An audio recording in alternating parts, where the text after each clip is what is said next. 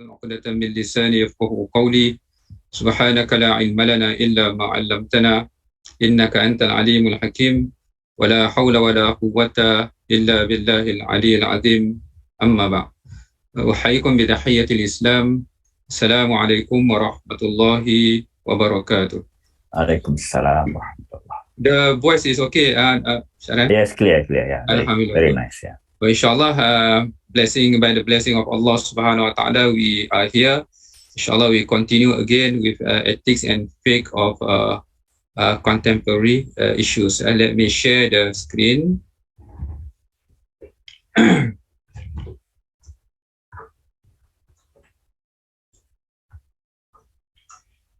Okay.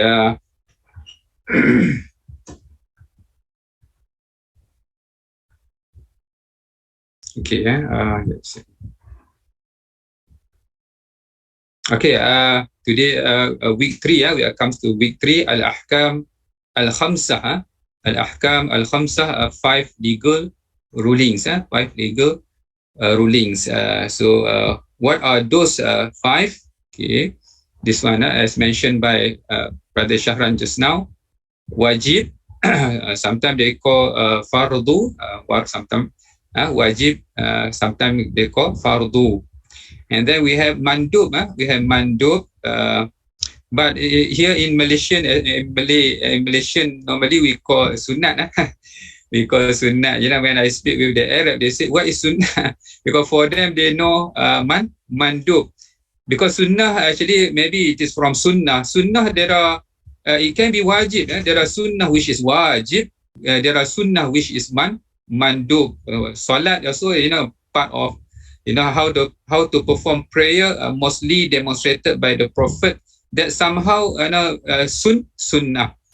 Sunnah, I mean the wajib one. The wajib one. But there are, like, for example, how the Prophet eats, for example, that's come under the category of mandub, recommended. So that's a little bit what you call this, confusing. When you say sunnah in Malay, it means that something that is recommended. And that in a proper term, it is called mandub. Mandub. And then we have mubah. Mubah, in other words, it's called ibahah. Ibahah, the original hukum of things in muamalat, aslu shay ibahah. Ibahah means permissible, permissible. Okay, and then we have makruh, discouraged or reprehensible, makruh, and then we have haram. Now we have haram. So these are the 5 hukum, the 5 judgment or the 5 hukum. And we have, when we say 5, 2 things that comes into our mind. These 5 hukum and 5 objective of Sharia. The 5 objective of Sharia, that is to protect the religion, to protect the himayatul nafs, to protect the self, and then himayatul akal, to protect the intellect. And then himayatul nasab, to protect the lineage. And then the 5th one is himayatul mal, to protect the wealth.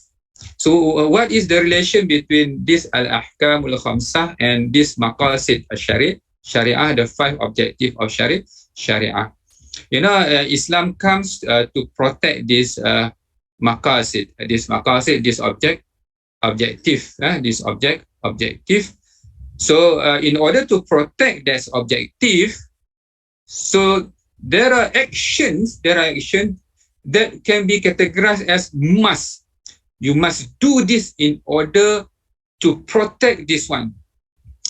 You are recommended to do this in order to protect this one.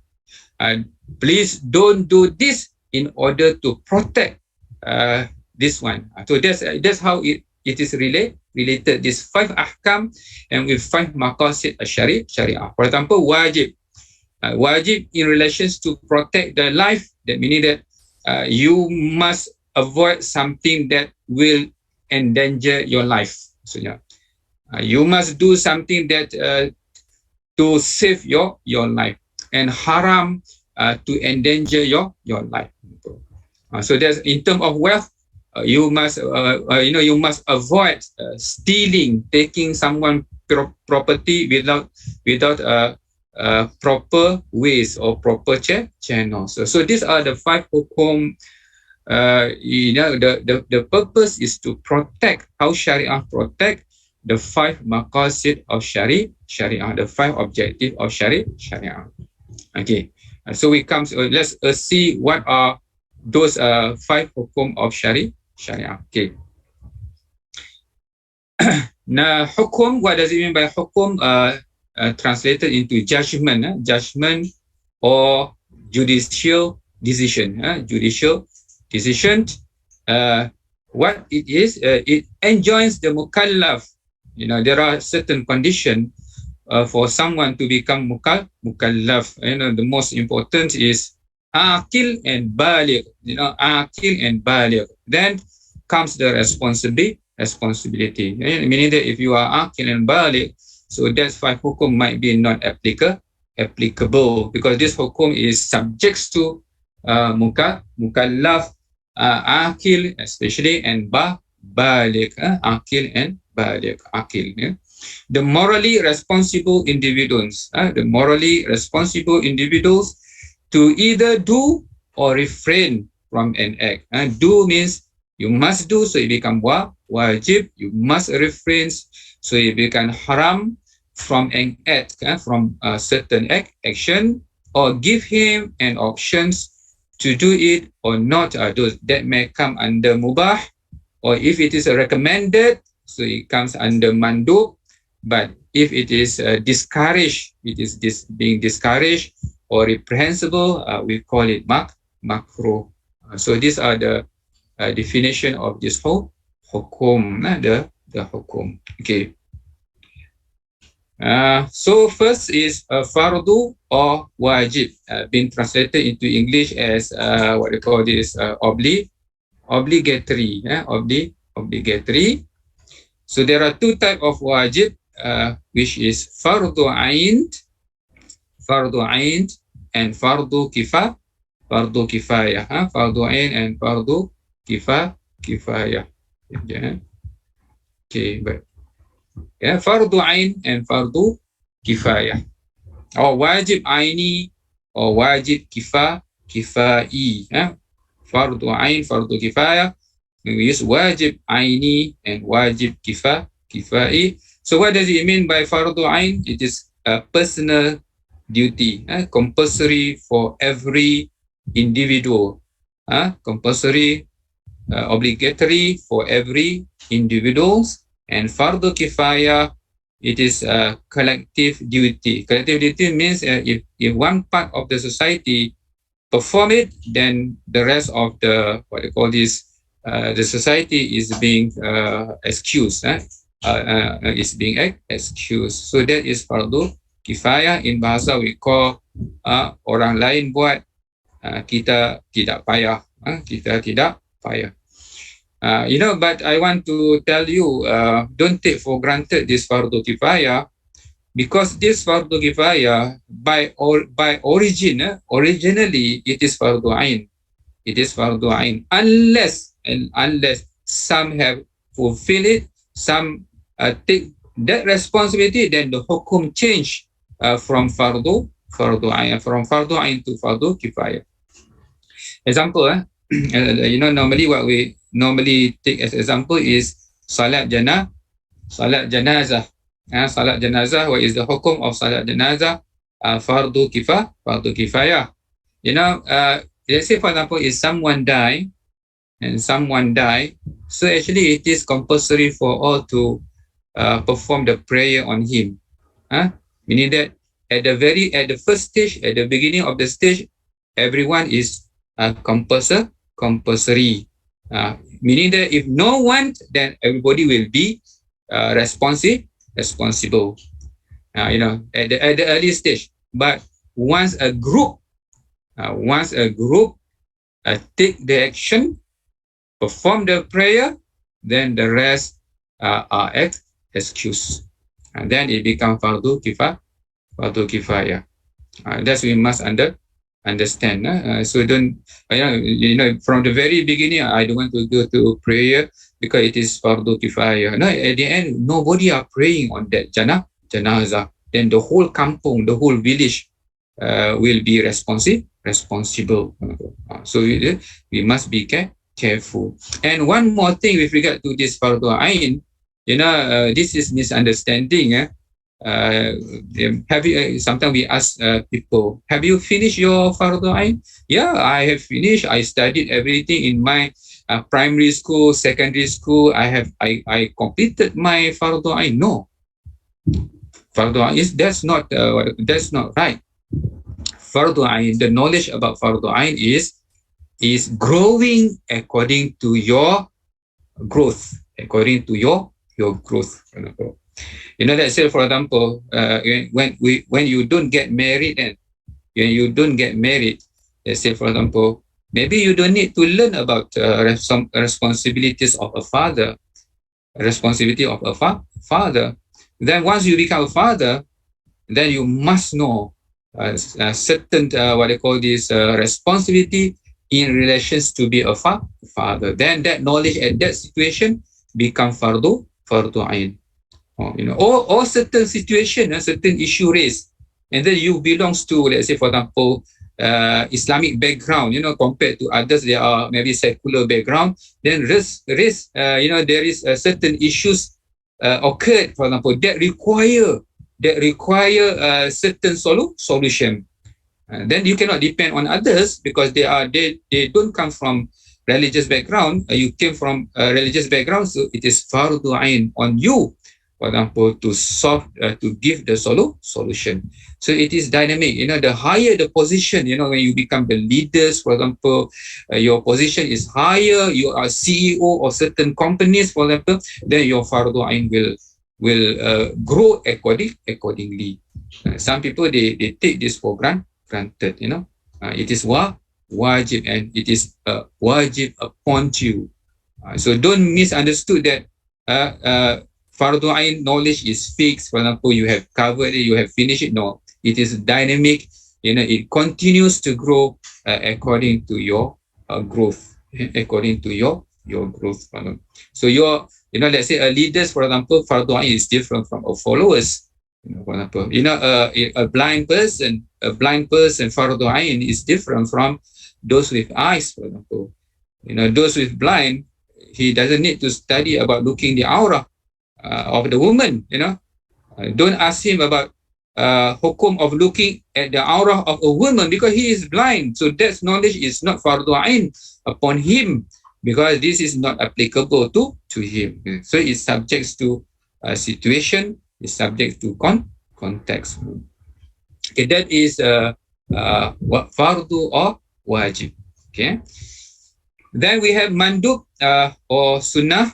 We have mandub or sunnah. Sunnah, this one, as I did tell you, recommend, translated into English as what they call this, recommended, recommendable, recommended, rewarded for performing.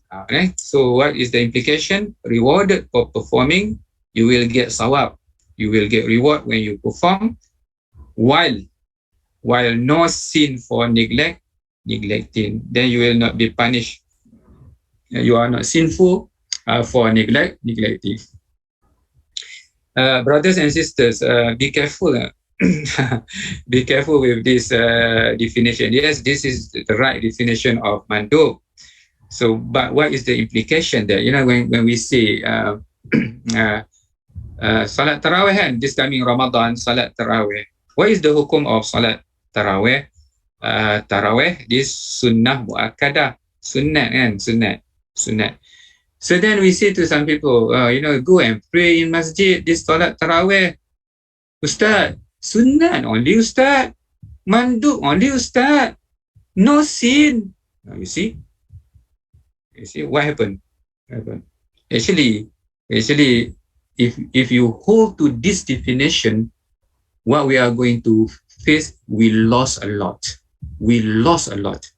Actually, Allah promised a lot of rewards for those what they call this voluntary ibadah. Let's say, for example, salat sunat before subuh. Salat sunnah 2 rakaat before subuh. Salat sunat, so sunat mandub. What is the hukum of salat 2 rakaat before subuh? Sunat mandub. Sunat ni Ustaz. But what is the reward? Dunya and everything within it. Maksudnya, dunya and what is within it. Masya Allah, we are going to lose it. Because for us, sunnah only Ustaz, mandub only Ustaz. So this tarawih, mandub only Ustaz, what we are going to lose. So be careful. Actually, our wajib is not perfect, but we should complement it with the sunnah, with the mandub. The mandub. Meaning that in order in one hadith, the Prophet said, in order to what they call this, to get closer to Allah, number one priority wajib. Wajib. And then after you do your wajib in the best way, then go for sunnah, go for mandub, because this mandub will complement the wajib, will complete the wajib. But be careful. Iblis is very clever. Sometimes they ask you to concentrate on sunnah, but forgetting the wajib. They say, for example, you like zakat, you like sadaqah, wakaf. Masya Allah, he is very generous. He gave a lot of infaq, what they call this, sadaqah, wakaf, but he failed to perform zakat. Actually, those wakaf, those sadaqah is useless without the wajib. So be careful. This is, sometimes shaitan is very clever. You know, let's say, for example, in class, I will say to my student kan, they come to the class, they sleep. They sleep. And then I ask them, why you sleep in class? What is the hukum of seeking knowledge? Wajib, Ustaz. So why you sleep? Oh, Ustaz, last night I performed tahajud, Ustaz. So what is the hukum of tahajud? Mandub, Ustaz. Sunnah. And then how could you sacrifice the wajib for the sake of mandub? How could? Meaning that we don't understand the hierarchy of priorities. We should give priority to the wajib. Yes, and after doing the best, yes, I did tell you, that after doing the best in wajib, then we go for sunnah. So don't be cheated by iblis. Sometimes we are obsessed with the sunnah, and then we forget about the what they call this, the wajib. So be careful. So this is mandub or sunnah or recommended. Okay. No sin. Yeah. Yes, no sin, but we are going to lose a lot. We are going to lose a lot. Okay, then we have haram. Haram is forbidden. Forbidden, haram. Unlawful by itself, it means that the lawgiver, there are two types. There are two types of haram, forbidden. Haram by itself, it means that the lawgiver forbid us this act from the very beginning, such as adultery, theft, and so on. Meaning that by itself it is haram. Another category is that unlawful due to extrinsic reason, due to the other factor, due to the other factors, act that is initially obligatory or recommended, sunnat, mandub, or permissible or harus, but due to an extrinsic circumstance has made it haram. Example, marry 5 wives at the same time. What is the hukum of marriage? The hukum of marriage originally is harus. Originally is mubah. Harus mubah. Mubah. So, but if you put 5 sections together at the same time, actually you are allowed to register only 4 sections, but you put 5 sections together, then the hukum change from mubah, and then it become haram. Another example is ainab. Ainab, this grape, for example, it is mubah, but once it is being transformed into khamar, for example, this alcohol, then it become haram. It become haram. Okay. And this also this tobacco, for example, tobacco, actually it is a plant, a fruit, which actually if we use it for good, it is mubah. But once it become cigarettes, for example, then addicted to cigarettes, then it become the hukum will change. The hukum will change. That's with regard to haram. With regard to haram. Okay. Prohibited. Okay. Then we have makruh. We have makruh, which is discouraged or reprehensible, rewarded for neglecting, while no sin for performing. When you do the makruh, there will be no sin, no punishment. So if I ask a question, what is the hukum of what they call this, avoiding makruh? What is the hukum of avoiding makruh? So the hukum is mandub. The hukum is mandub because rewarded. When you leave the makruh, then you are going to be rewarded. So what does it mean? It means it is mandub, rewarded when you do it, when you avoid the makruh. Okay. I hope you can follow my my discussion. Okay, and then we have mubah or harus. So actually the right term in Arabic is mubah or jaiz.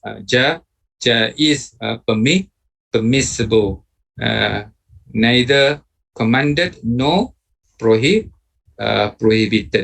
And neither commanded nor prohibited. Okay. Okay. Okay. Yeah. Okay. Actually, I want to tell you, stress here. When we talk about mubah, actually it is only on papers. On paper only. On paper. But when you do it, actually the hukum is no longer harus, no longer mubah. Example is that Brother Shahran. Yes, Doctor. Have you taken your breakfast? Oh yes. Yes. Early in the morning. Early in the morning. So my question. What do you think the hukum of your breakfast?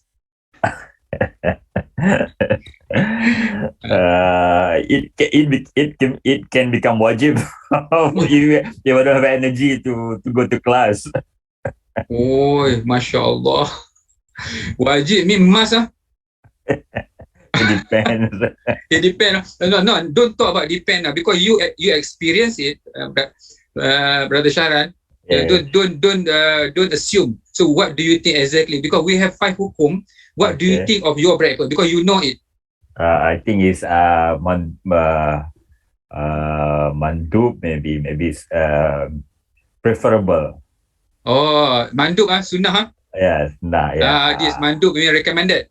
Yeah, because I will have energy to listen to the 4 hours lecture. Alhamdulillah. Alhamdulillah. Because wajib is very, very bad. Because maybe you don't eat how many days to become wajib. So this recommended, yes, because if you say mubah, problem, meaning that your breakfast is adat, not ibadah.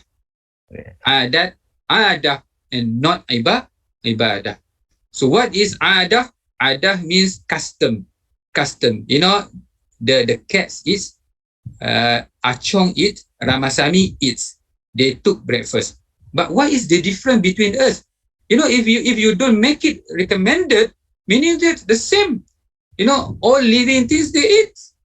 So, and then we waste our time. We should make it at least minimum that is recommended. Sunnah mandu, meaning that rewardable. So how to make it? Let's say, for example, maybe yes, Brother Sharan said, because he wants to have energy in order to concentrate to study, for example, for Allah, for example. And then if you recite in niyyah, for example, you do it for Allah, then it transforms from adah, customs, to ibadah, to become worship. Because in order to be worship, one of the condition is niyyah. No niyyah, it become adah, no reward. Wrong niyyah, it become maksiyah. You see, ibadah, worship. No niyyah, it become adah, rituals. But wrong niyyah, it become maksiyah. Riya, for example, have the wrong niyyah, then it become maksiyah. So, as I did tell you, this mubah original hukum is actually on paper. But once you do it, let's say, for example, our marriage, there are 5 hukum of marriage. Let's say, for maybe wajib to get married. It may be haram to get married. It may be recommended to get married, for example, to get married. So it's subject to the context and situation. This is that we should understand. But I want to tell you, when you do things which is originally harus or mubah, so make it at least recommended mandub, then you will claim later in the hereafter. So it become ibadah. It become ibadah. Otherwise, it is simply an adah. It's simply a custom that even non-Muslim are doing. Like students, they come to the class and if their intention is just to get the grades, for example, later if they want to claim from Allah, oh Allah, I come to the class to seek knowledge. Allah said, you come to the class not because of me. You want to get the grades, right? You got already the grades? Yes, Ya Allah, I got it. Then done. Why you should claim from me? Because you never do because of me. This is very careful, brothers and sisters. Sometimes we study in university how many years? 6 years. And sometimes our intention, sometimes we don't make it for Allah subhanahu wa ta'ala. There is one doctor, student medical, I like to take this example because the study of doctor is very, very difficult. After 6 years, he is being placed at the hospital. On the way home. Then after graduating, just simply after graduation, he involved in accident and died. And then he very in a very short time. Then when he met Allah subhanahu wa ta'ala, Allah will ask, what is your amal? What is your amal? So he said that I studied this medic 6 years. Allah said, not because of me, maybe because of the prestige, because of something else, because of the pay very, very high. Then you got already what you want. You don't do because of me. So the 6 years, of our struggle, gone with the wind. So be careful with our intention. Okay, we continue. So the 7, this is that's originally in our hukum. There are 5. But with regards to Hanafi, Mazhab Imam Abu Hanifah, there are certain additional. There are 7 compared to us, Shafi'i especially. Imam Hanafi has 7 rulings. So because Imam Shafi'i make distinction between fardu and wajib. Fardu and wajib. Fardu means obligatory, wajib also obligatory, but the different in term of dalil, in term of dalil.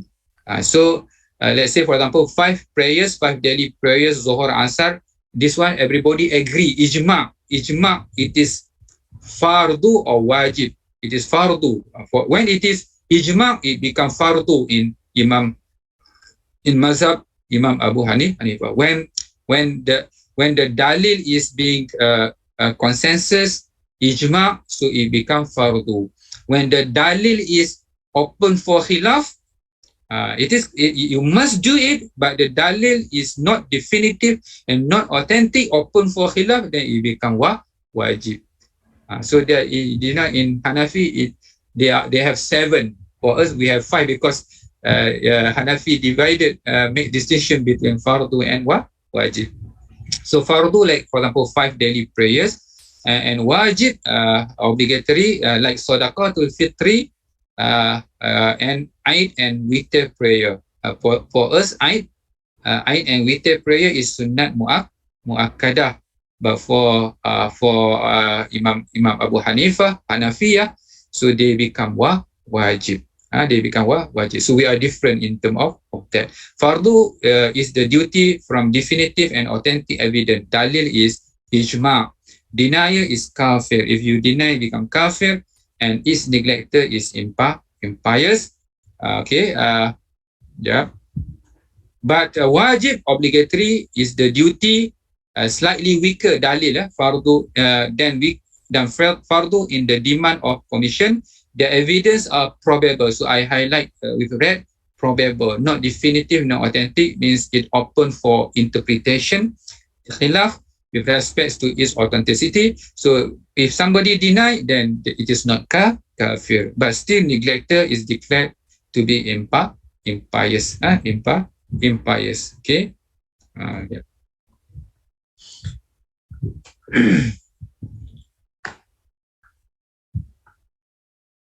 Okay. Then we have same mandub, same like us also, mandub or sunnah, and then haram. Yes, this haram and makruh tahriman. They differentiate between haram, where the dalil is definitive ijma, and when the dalil is not ijma, open for khilaf. So haram is what? Haram is an act from which a person is required under legal obligation to abstain absolutely, and which is established by haram. The dalil is definitive and authentic proof. So then it become haram. It become haram if the dalil is definitive and authentic. But if the dalil, the judgment is probable proof, then it become makruh tahriman, an act from which a person is required under legal obligation to abstain absolutely, like haram also, and which is established, established by probable proof. By probable proof means that open for khilaf, disagreement, then the hukum become makruh tahriman. Example, the sale over the sale of another person. So in ours, Shafi'i especially, the hukum is haram. The hukum is haram. You entered into the middle, in the middle of transaction. Let's say, for example, khitbah, engagement. The woman is already engaged, then you come in the middle to enter into that transaction. The hukum is, for us Shafi'i, is haram. But for Imam Abu Hanifah, if let's say, for example, a transaction, sale over the sale of another, that's become makruh tahriman. It is not haram, but come under makruh tahriman. Why? Because the dalil to abstain is the level is probable only, probable proof. Okay, that's why for Imam Abu Hanifah it become 7, because they differentiate between fardu and wajib. and between haram and makruh tahriman, makruh tahriman. And we have another this one, we have makruh tanzihan. Makruh tanzihan, it is like our makruh. It is like our makruh, Shafi'i makruh, an act from which a person is required under legal obligation to abstain, not in absolute way, but to abstain in a non-absolute way, and which is established, and the dalil is open for khilaf, probable proof. Example, what? Example, to drink water while standing. To drink water, like it is like us also, Shafi'i, if you drink while standing, so the hukum is makruh. In many situations, the Prophet, what I call this, sit while what I call this, drinking. Even in certain situations, the Prophet, yes, are standing while drinking. Mubah is like us also, it is permissible. Okay, my dear brothers and sisters, in the overall, so this is about okay.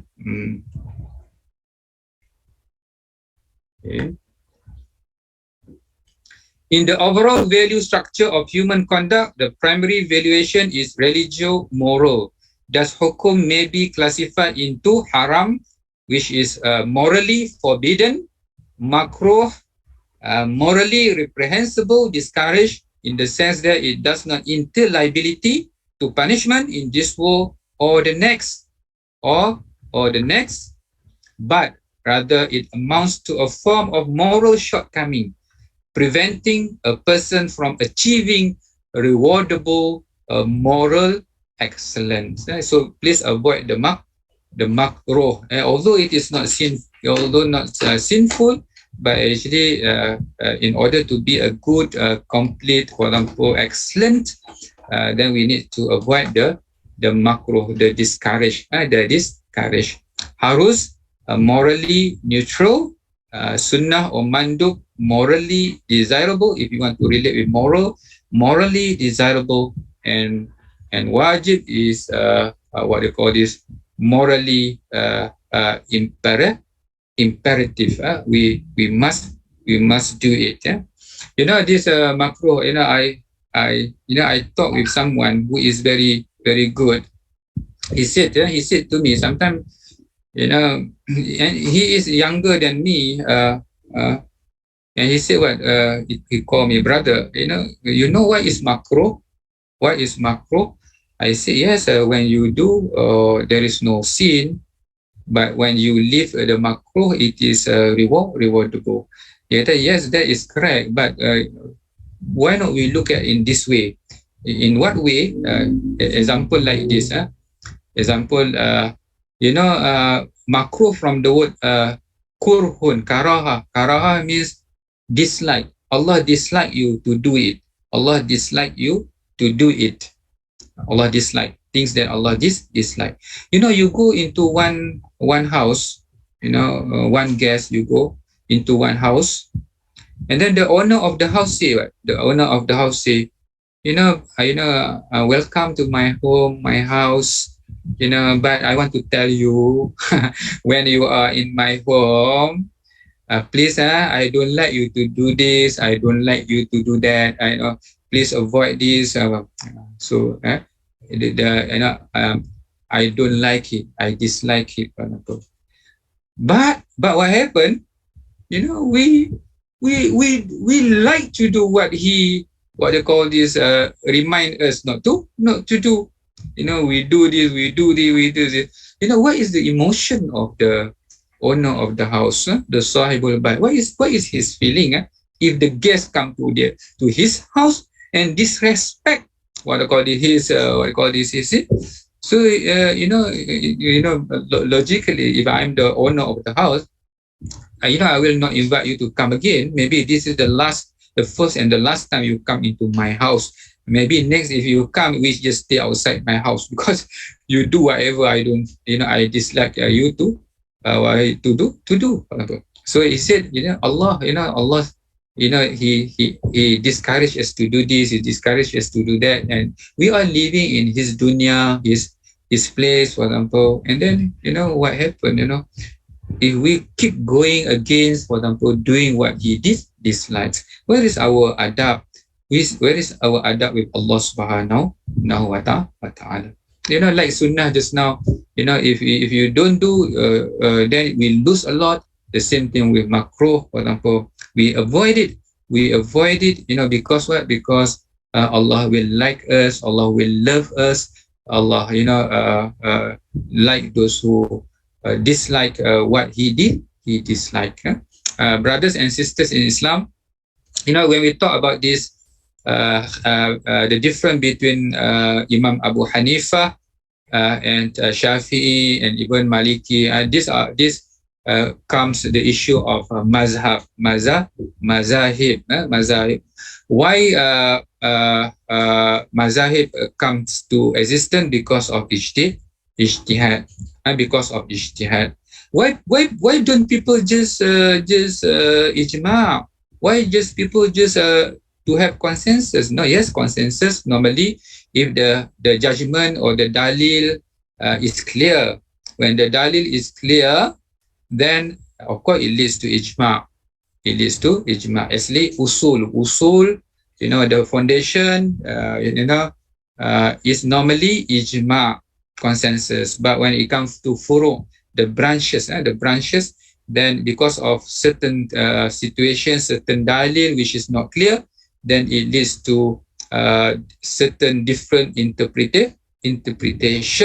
Then it leads to different hukum. We still have few more minutes. I want to question. Can I take anything from the mazhab which I like? Some people say, I want to take from this, I want to take from Shafi, I want to take from Maliki. I take the one that I like only. So this mazhab we call mazhab lazy. Lazy. they take the simple one only. Actually, we are not allowed, because all these imam mazahib, they have their own rules and interpretation. Because of their rules, their interpretation, it leads to different hukum. So it comes as a package. We cannot simply and open the package and take this part and take this part and make our own mazhab. So cannot. I will give example to close our discussion. Let's say, for example, in Shafi'i, the touching between husband and wife without, say for example, without something, the hukum is wudu batal. Shafi'i, wudu batal. So for other mazhab, it is not batal, because of the word la masa. La masa, touch. Touch, la masa means I touch you, you touch me. So for Shafi'i, this is actually the word means jima'. No, for the other mazhab, it means jima'. So jima', intercourse, then the wudu is batal. But for Shafi'i, even if you touch, you don't do jima', also batal. So because of different interpretation of the words.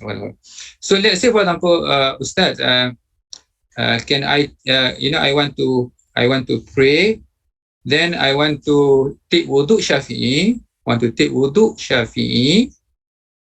and then I want to pray, and then I take the wudu with Shafi'i mazhab, then I touch my wife.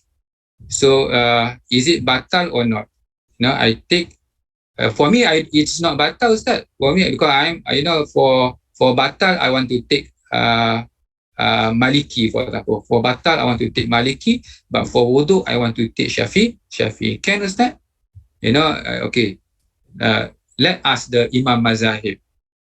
So let's say, for example, we talk with Imam Shafi. Ya Imam Shafi'i, I take wudu with your mazhab, but when it comes to batal, I want to take from Imam Malik. How is Imam Malik opinion? How about my salat? Is it sah or not? So Imam Shafi'i said, no, your salat is not sah Because for me, if you touch between husband and wife, batal wudu. So no wudu, no salat. Okay, then we ask Malik. Imam Malik, what is the hukum of my salat? Imam Malik say batal also, because even you touch between husband and wife, not batal wudu. But for me, when you want to take wudu, you must wash the whole head. You must wash the whole head. But Shafi'i only a little bit here in front here. But for Maliki, he must wash the whole head. So your wudu is not sah. Then your salat also batal. The same thing, if you take wudu Shafi'i, then you touch dog. How about the hukum of my prayer? You ask Shafi'i, Shafi'i said no, cannot, because dog is what they call this najis, great najis, for example.